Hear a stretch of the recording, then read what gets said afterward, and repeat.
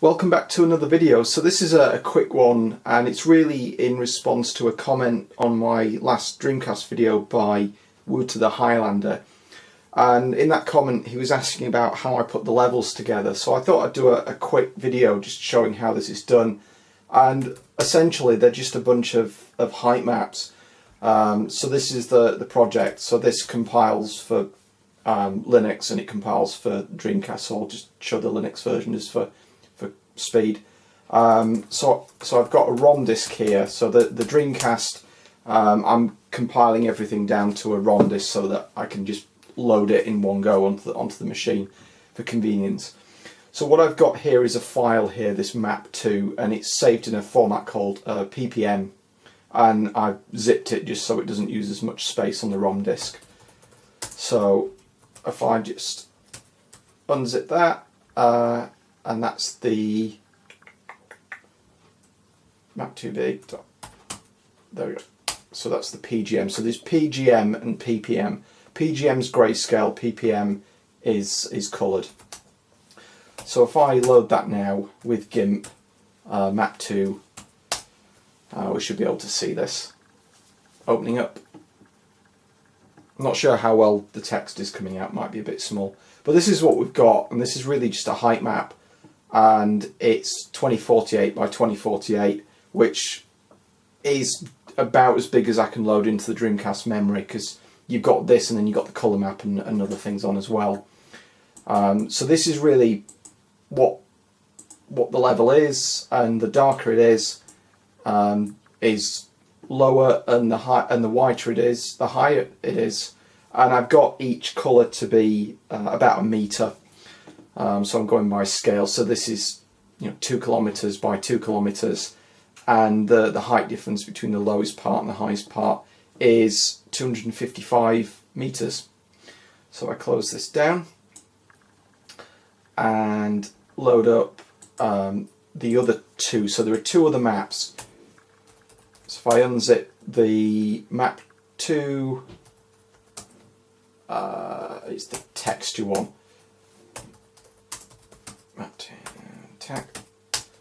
So this one is the texture map, I've called it, but it's really a blending map.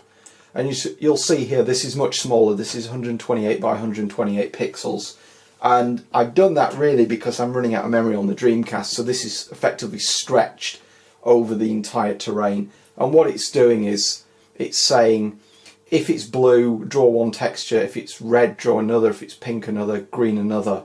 And this is why it's giving those horrible sharp lines between textures, because on this map it is a sharp line. So what I'm going to do is upgrade it, so if I use like a blending or a blurring tool and do something like that and just blur between these colours, that should make a difference on the texture map. So as you can see there, if it comes out, you should be able to see there's like a blurring. Let's zoom in a bit, which I can't do because I've zoomed in the maximum.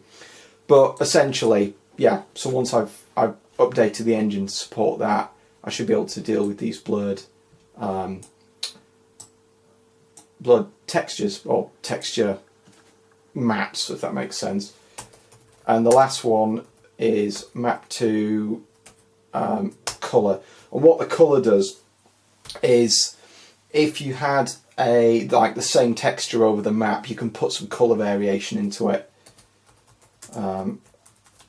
Again, this is smaller than the whole map.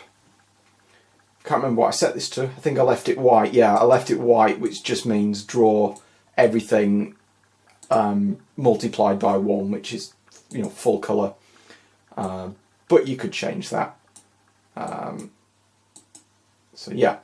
So if I zip them back up, map to the colour and the texture and PGM.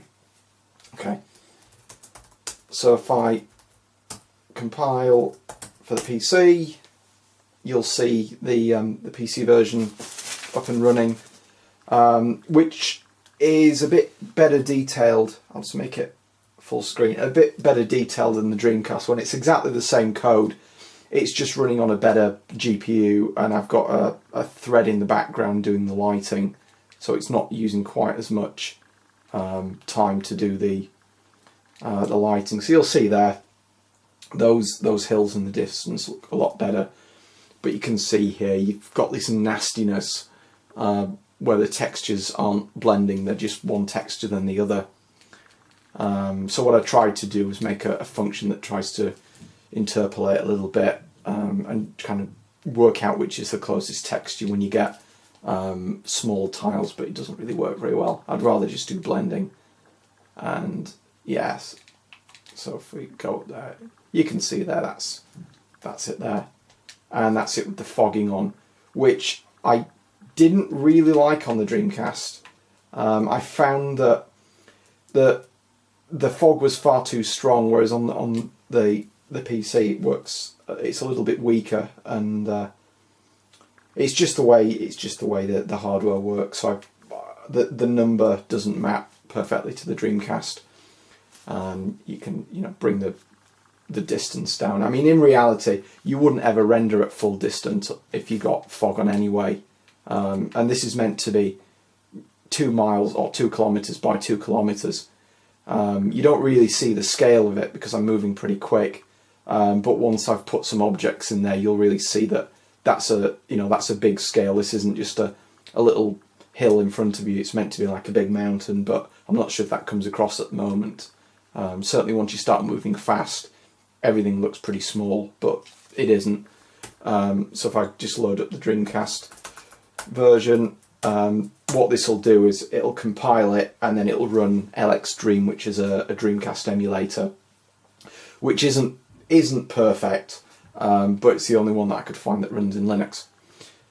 So this takes a little bit longer. You can see there there's some information about how much memory it's using. So at the moment this is using 12 megabytes of the Dreamcast's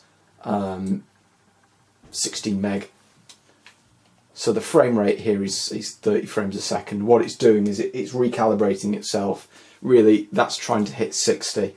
So what I can do is I've got a setting where I can tell the game run at 30 or run at 60, and it'll increase or decrease the image quality.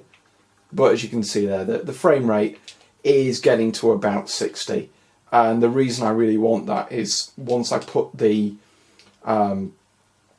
blurring, so you've got depth of field effect that I want to put back over to this. Once you've got that there, then any crudeness in the distance won't really matter quite as much. And particularly once you've got the fog in there and the depth of field, then it should look a lot better. Like things up close look pretty good, but some of these hills in the background look a little bit ropey. But I think once I've got the blending, it won't look quite so bad. So yeah, I'll leave it there. Thanks for watching. So this is really just a quick overview of how I put these maps together. What I'm going to work on next is being able to load the levels piece by piece off the disk. So at the moment this is loading everything into memory, and you do the maths. You do 2048 by 2048 by 1 byte.